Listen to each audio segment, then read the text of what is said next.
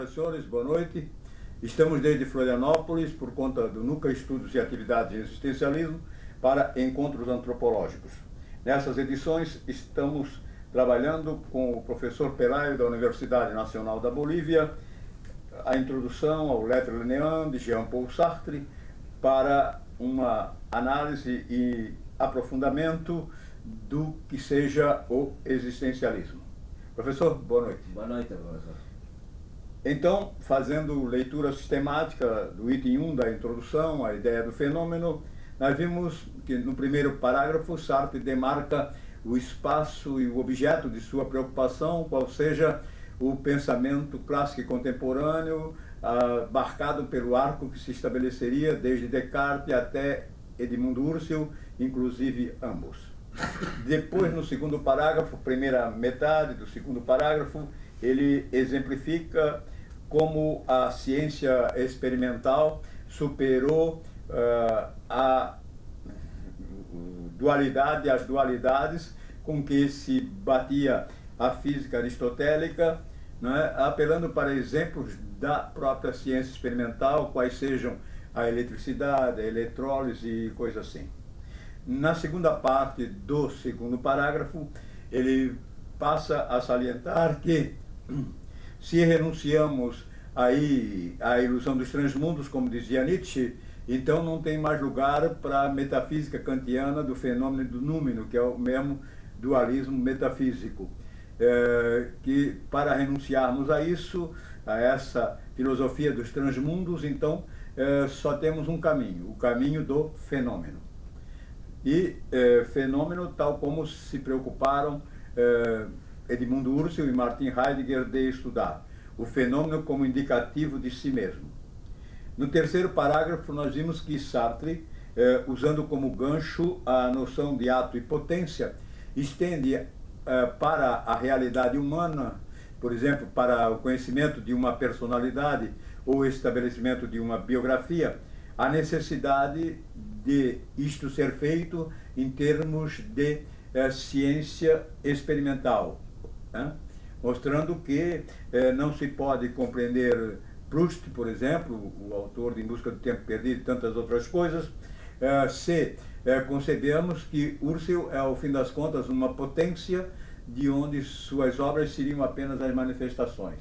Husserl é, antropologicamente verificado, o conjunto de todas as suas ações ou realizações, quer dizer, o homem, a obra em suas ações, em seu movimento no mundo, isso perfaz quem é Husserl. E se quisermos uma biografia científica, antropológica, científica de Proust, teremos que estudá-lo assim.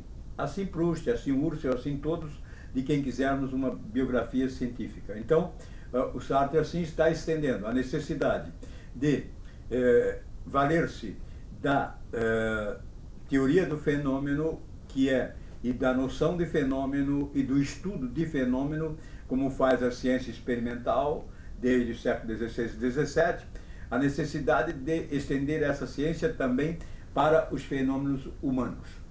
E vimos também, claro, que esse estudo científico da realidade humana, a compreensão científica do ser humano, descarta a possibilidade de todos os racismos, os maniqueísmos e assim por diante.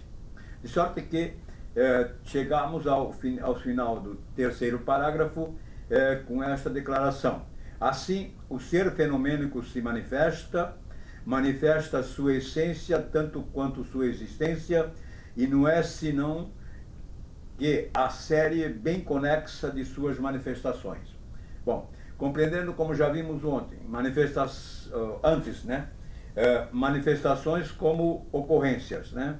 E série conexa de ocorrências, isto é, uma estrutura interna onde os elementos estão articulados, implicados entre si por funções. Então, o fenômeno aqui a que Sartre se refere, como em outras partes, da parte dele, é o fenômeno experimental, estudado pelas ciências experimentais, da qual o primeiro modelo que temos é o nosso sistema planetário, como já vimos, né? É assim compreendido como uma totalidade constituída de conjuntos implicados por relações de função, numa amarração interna que nos leva a constatar uma borda que torna o fenômeno irredutível a qualquer outro e, a partir daí, o conhecimento que temos dele também, né, é indescartável pelo conhecimento que venhamos a ter de outros fenômenos, né? Como vimos, podemos não saber quantos sistemas planetários nós temos na nossa galáxia, muito menos no universo, mas o conhecimento que temos do nosso sistema planetário não vai ser revogado pelo que viermos a conhecer dos outros sistemas planetários que viermos a descobrir, certo? Aí que o conhecimento científico se estabelece de uma vez por todas e não fica na dependência de esperar a manifestação da série ao infinito ou de uma confirmação ao infinito, como acontecia com o conhecimento empírico lógico medieval, sobretudo com a física de Aristóteles, que trabalhava passando de fatos a fatos e com isso deixava sempre em aberto uma remissão da série infinita de fatos e, portanto, o conhecimento infinito dos fatos ou da série infinita para podermos ter um conhecimento definitivo e decisivo. Ora, como a série infinita nunca vai poder ser alcançada, significa que nunca vamos poder ter um conhecimento definitivo e decisivo de coisa alguma, né? E assim nos deixava a metafísica aristotélica, por isso que a física de Aristóteles descambou para a metafísica, né? O Aristóteles chegou na necessidade de inventar o absurdo do primeiro motor imóvel e assim foram todas as metafísicas, antiga, medieval, clássica e contemporânea, quer dizer, de Heidegger e de Husserl, que trabalharam sobre fatos e não trabalharam com a realidade do fenômeno como faz a ciência moderna, clássica e contemporânea, certo? Tá. Então, assim chegamos com essa noção de fenômeno como totalidade internamente concertada por implicações de funções, e bem coesa a ponto de nos permitir perceber uma borda demarcatória que não nos permite confundi-la com qualquer outra, que a faz irredutível, chegando a essa noção de fenômeno, como Sartre coloca aqui, chegamos ao final do terceiro parágrafo. Agora vem o quarto parágrafo, né? E ele continua. Quer dizer que, ao reduzir o existente às suas manifestações, logramos suprimir todos os dualismos? Parece mais que, tenhamos convertido todos os dualismos num novo dualismo, o do finito e do infinito.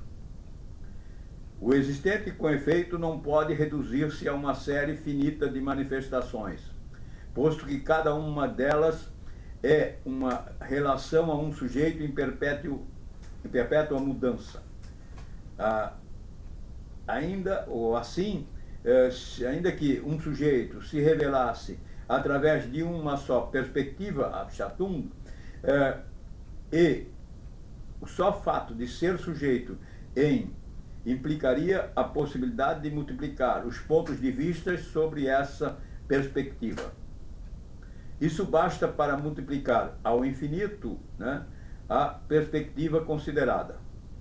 Além disso, se a série de aparições fosse finita, isso significaria que as primeiras que aparecessem não teriam possibilidade de reaparecer, o que é absurdo. Ou bem, que podem dar-se todas por sua vez, o que é mais absurdo ainda. Bem compreendemos, com efeito, que nossa teoria do fenômeno substituiu a realidade da coisa pela objetividade do fenômeno, mas que fundou esta objetividade sobre um recurso ao infinito.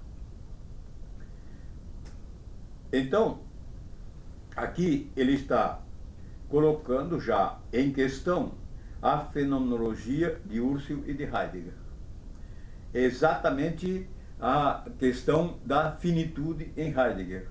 Heidegger quem estabelece esse dualismo do finito e do infinito expressamente com a doutrina da finitude, segundo a qual a finitude sempre e somente se aparece, se expõe contra um horizonte de infinitude. Heidegger é que substitui todos os dualismos metafísicos pelo o dualismo do finito e do infinito. Certo? Então ele está expressamente aqui direcionado à contestação da doutrina da finitude e infinitude em Heidegger e da metafísica heideggeriana, de saída.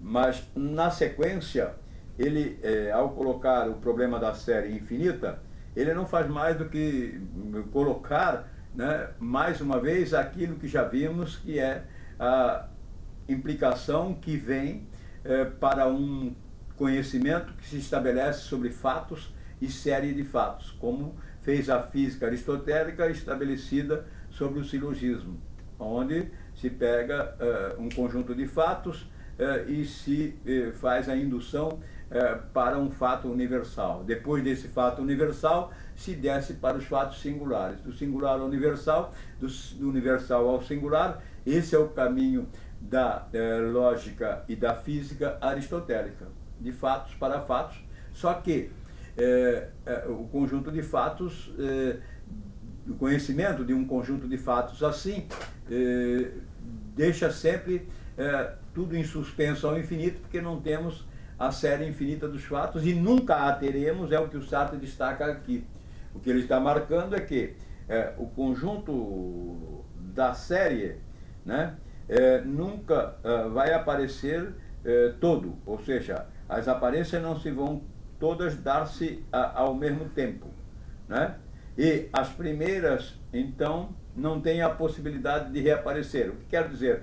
Que um conhecimento que se estabeleça sobre uma série de fatos e deixe a implicação desses fatos com o infinito, é um conhecimento que nunca será indescartável, nunca será definitivo, será um conhecimento sempre suspenso na dúvida cartesiana e coisa assim. Entretanto, o conhecimento científico, porque é um conhecimento de fenômenos pela sua constituição interna e não um conhecimento de fatos em série, o conhecimento científico logra estabelecer conhecimentos, né, a ciência experimental logra estabelecer conhecimentos indescartáveis e irrevogáveis e que não precisam da confirmação ao infinito. Por exemplo, já falamos disso, mas vale repetir, uma molécula de água comum é constituída de H2O. Mas nós não chegamos a esse conhecimento de que a molécula de água comum é constituída de H2O raciocinando como fazia Aristóteles. A água de Florianópolis, a água de Biguaçu, a água de São Paulo, né, é H2O.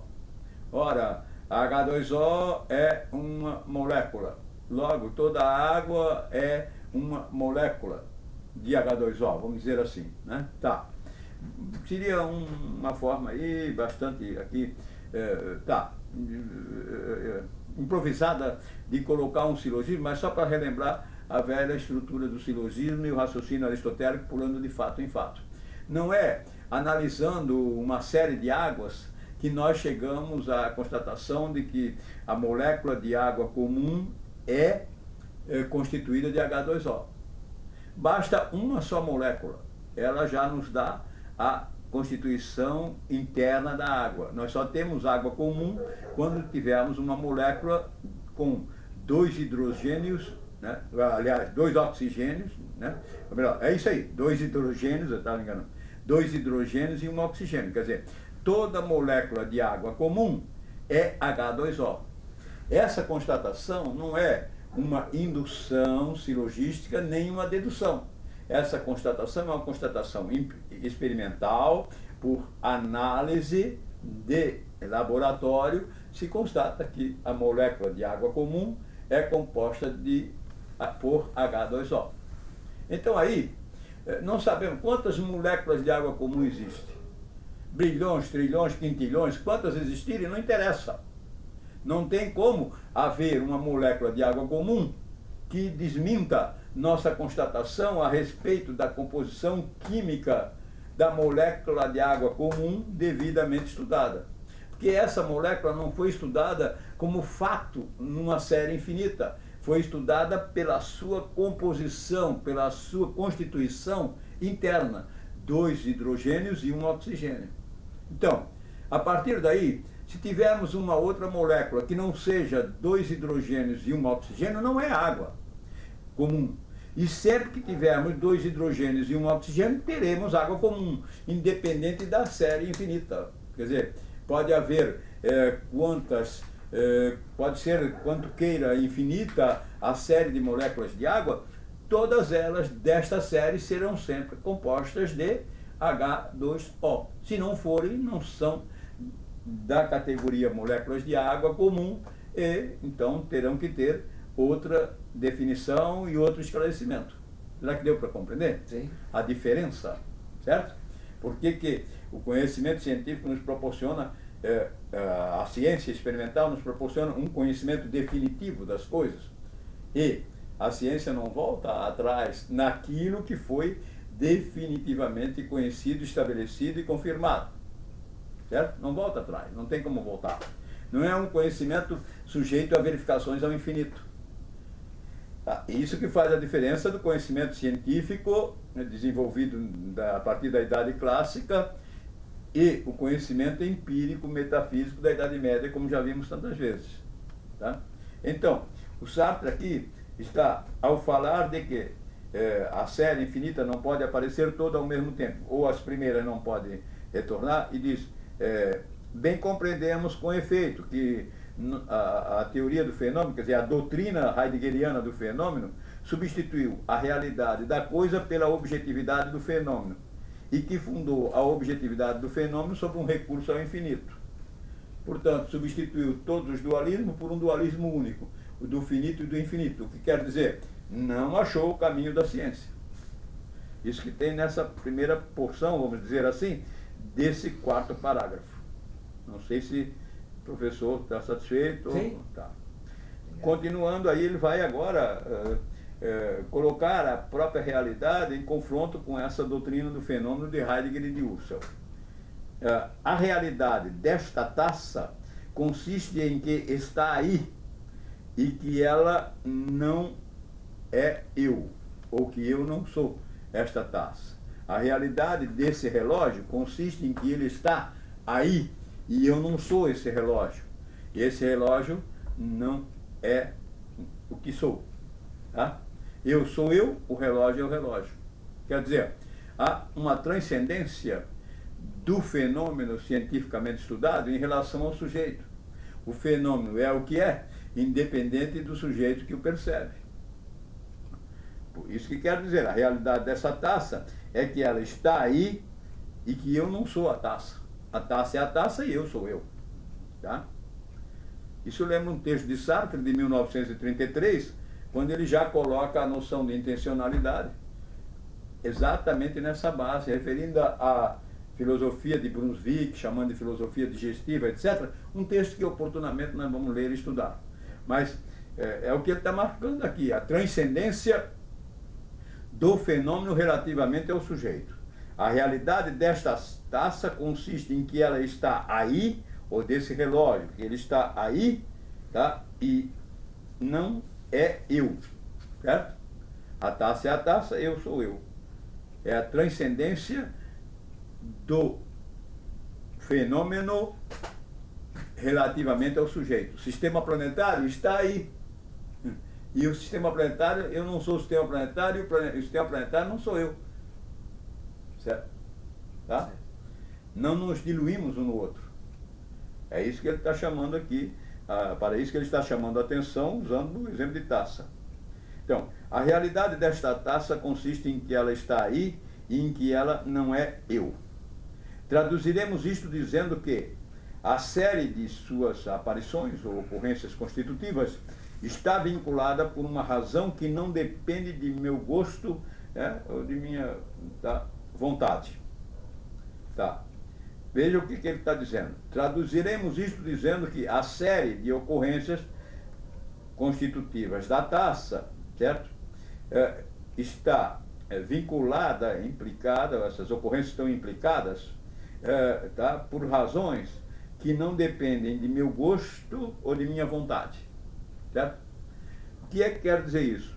As ocorrências constitutivas da taça, assim como as ocorrências constitutivas do sistema solar, estão implicadas entre si em termos de função, independente de mim, independente do que eu perceba, independente da percepção de qualquer um.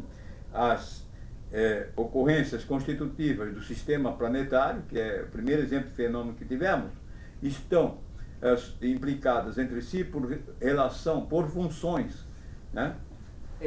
Implicadas entre si por funções. Assim, a taça ou qualquer objeto é um conjunto de ocorrências implicados por relação de função.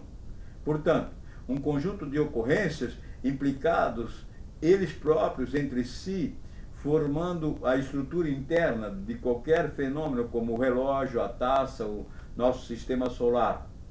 Essa constituição interna do fenômeno é do fenômeno e não depende em nada de nosso gosto, nossa vontade ou nossa percepção. Quer dizer, o fenômeno aí não depende do objeto que percebe.